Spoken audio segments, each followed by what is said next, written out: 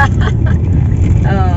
Hi vlog! Ayan, pupunta kami ngayon sa Legarda Elementary School sa Comelec. Meron kasi kaming briefing ng mga PEI. Oh. Yan. At ngayon ay ibibigay din yung appointment. Oh, di ba?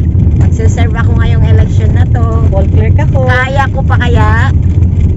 Sa election is October 30, barangay election yon. So, naka-assigned ako sa Sampaloc ngayon. O, yung mga estudyante ko dyan na tatakbo ng chairman, Alam na. alam na. Oy. Alam na.